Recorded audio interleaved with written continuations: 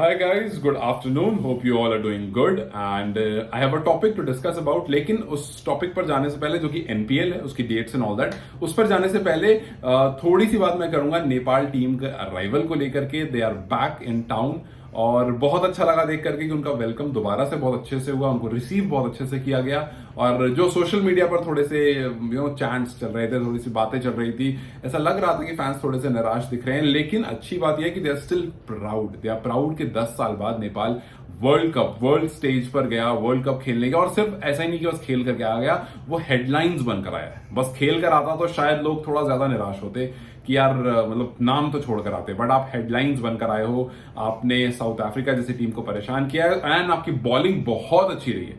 जैसा बहुत लोग कमेंट्स में लिख रहे थे कि यार हम निराश नहीं, हम गुस्सा नहीं है, हम बस निराश हैं कि हम बेहतर परफॉर्म कर सकते थे. जो परफॉर्मेंस हमारी रही है हम उससे बेहतर है. मैंने पहले भी कहा था कि जो बैटिंग उन सब लोगों को जिन्होंने नेपाल क्रिकेट को पहली बार देखा है, तो मैं बस इतना बता दूं कि ये जो बैटिंग आपने देखी ये नेपाल की बैटिंग नहीं है, इससे बहुत बेहतर बैटिंग है.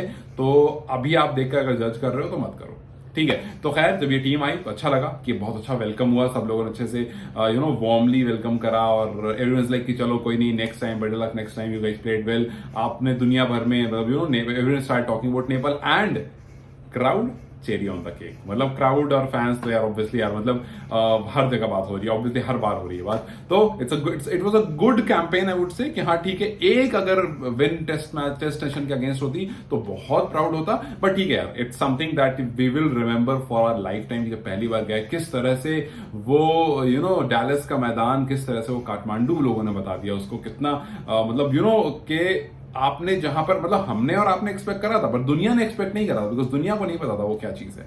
लेकिन बहुत सारी चीजें, बहुत सारे टॉपिक्स हैं जिसके ऊपर नेपाल को लेकर के बातें हुई हैं, which is a good thing. ठीक है, तो मुझे बहुत अच्छा लगा पर्सनली देख करके, और मैंने सोचा कि I should at least talk about it for a while कि यार इट्स गुड टू सी कि जब आपकी टीम वापस आती है तो आपने उसको वार्मली वेलकम करा. ठीक है, एनपीएल पर चलते हैं. सो एनपीएल के बारे में मैंने देखा था पिछली वीडियो में कुछ कमेंट्स थे, उस पर कुछ बात हो रही थी, तो मैंने सोचा. और मुझे सुलभ ने कहा था, सुलभ is a guy who I am in touch with, आपके नेपाल के ही हैं वो, और वो मुझसे रेगुलर बात करते रहते हैं और हम डिस्कशन करते रहते हैं बहुत सारी चीजों के बारे में. तो उन्होंने मुझसे कहा था कि आप एक टॉपिक पर जरूर बात करें, आप एनपीएल के बारे में थोड़ा देखिए कैसा है, क्या डेट्स हैं, थोड़ा रिसर्च कीजिए. उन्होंने मुझे बहुत सारी चीजें बताई, तो मैंने सोचा कि ठीक है यार, मैं एक बार आप लोगों से वाकई जानना चाहता हूं इस एनपीएल के बारे में. और अभी डेट्स जो वेबसाइट पर दिख रही है वो है नवंबर 15 को ये स्टार्ट होना है और दिसंबर 6 तक ये चलने वाला है. तो 20 दिन के आसपास का रहेगा. वही 6 टीम 2021 में लास्ट टूर्नामेंट हुआ था,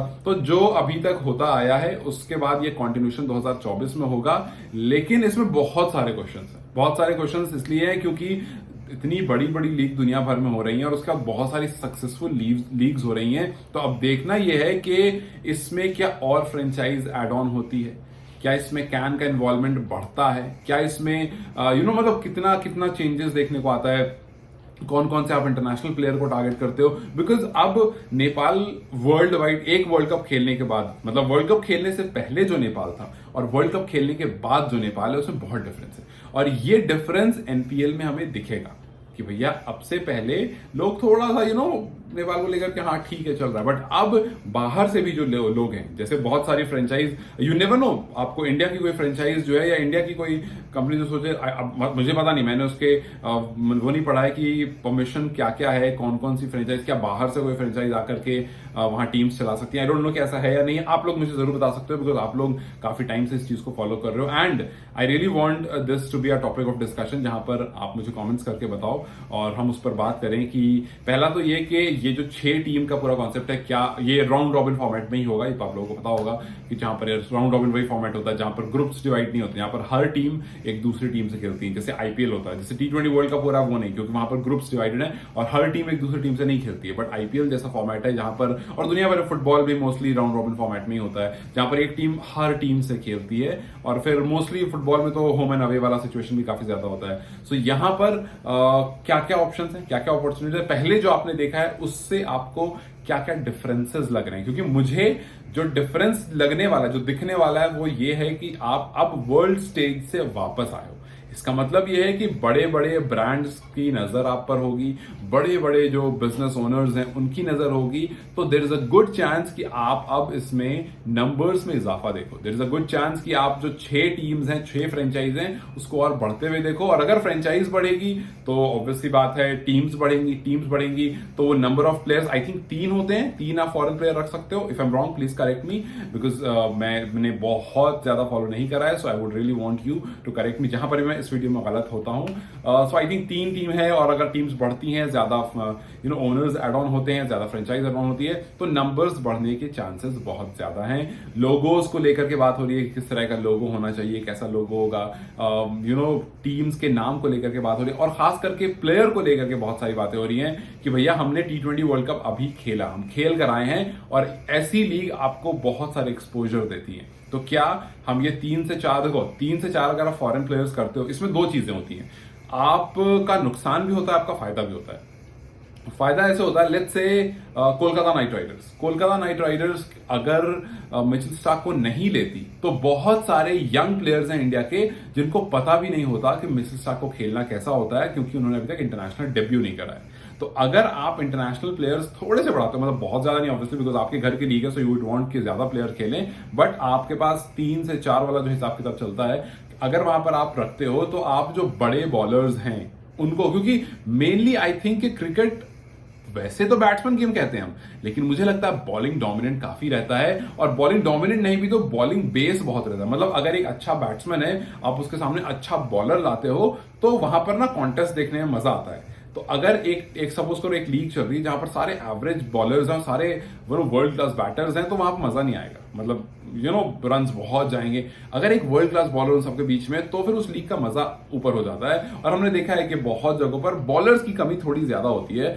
so that's why I was saying कि अगर आप नंबर ऑफ फॉरेन प्लेयर्स बढ़ाते हो, या अगर, क्योंकि अब दुनिया भर आपको जानती है, तो अगर अदर नेशन से या अदर आसपास की जो आपके एशिया में कंट्रीज हैं जहां जिनके बॉलर्स अच्छे हैं, उनको अगर आप लेकर के आते हो अपने फ्रेंचाइज में, अपने टीम्स में, और उनको अगर नेपाल खेल के यंगस्टर्स खेलते हैं, बिकॉज ये लीग क्रिकेट ऑब्वियसली जो एक्टिव प्लेयर्स हैं उनको बूम देने के लिए होता है, बट उनसे ज्यादा ये यंगस्टर्स को बूम देने के लिए होता है, बिकॉज उनको वो एक्सपोजर मिलता है। सो आप कौन कौन सी कंट्रीज, आयरलैंड हो गई, नीदरलैंड्स हो गई, और कुछ बड़ी कंट्रीज की तरफ भी क्या जाओगे, क्या बांग्लादेश, और क्योंकि हमने देखा है अभी रिसेंटली में बांग्लादेश प्रीमियर लीग स्टार्ट हो गई है, बहुत सारी लीग आसपास में स्टार्ट हो गई हैं, और उनसे उनमें काफी ज्यादा जोश भी दिख रहा है। तो वो जो टीम्स हैं, क्या वहां से कुछ प्लेयर्स आ सकते हैं? अगर आएंगे तो बहुत जबरदस्त हो सकता है एनपीएल की ग्रोथ में। क्या क्या चेंजेस हो सकते हैं पिछली बार से अब तक में, क्या क्या चेंजेस होते हैं, दैट्स अ बिग क्वेश्चन।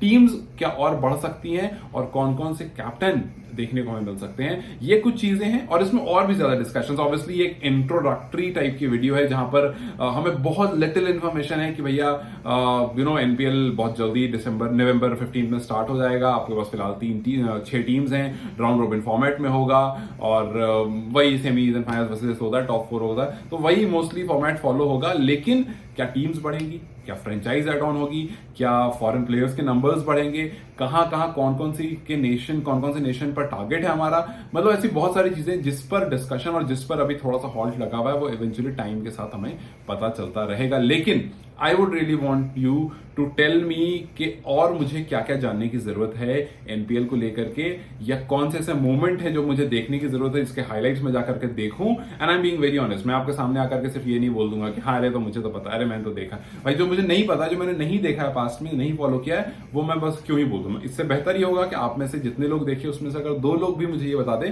कि आप जाकर के उस मैच की हाईलाइट देखो, या आप जाकर के ये देखो, सो आई वुड वॉच, और उससे ऑब्वियसली मेरी इन्फॉर्मेशन में इजाफा होगा, और I would do that any day.